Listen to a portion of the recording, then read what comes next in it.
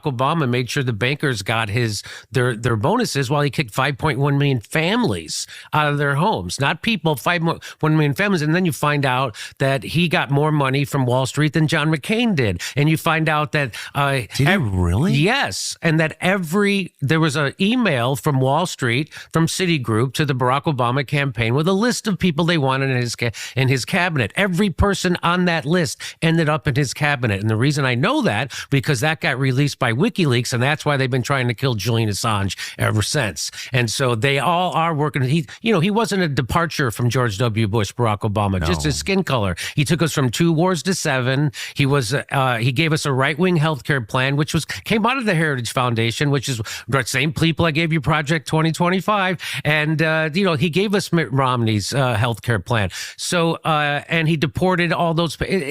He dropped more bombs than George Bush, and nobody noticed. And that's why they wanted to have Kamala Harris. That was their first choice. The donor class was Kamala Harris.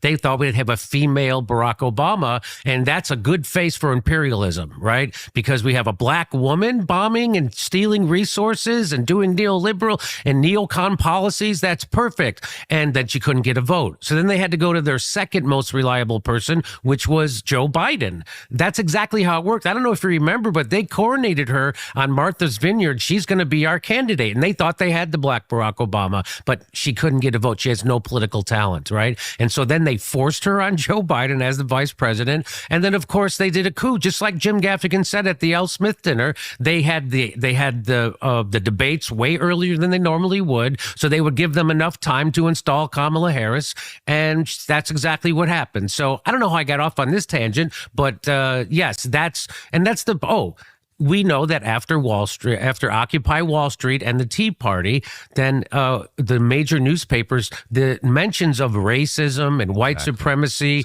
people have studied this. I'm not making this up. I'm just quoting studies, and went through the roof. And why is that? That's because, as Chomsky taught us, the newspapers aren't there to inform you. They're to manufacture consent. And one of the great ways to manufacture consent for the establishment is to divide and conquer. It's been there ever since World War II. It's been divide and conquer. And that's exactly what they did. So they got everybody that's what identity politics is. And it's got everybody who you identify with your skin color. It's the opposite of Martin Luther King. It's the opposite of judge someone by the content of their character. Exactly. And so now everybody's identified with their gender or their sexual preference or their skin color or their ethnicity. And they got us all siloed off and split up.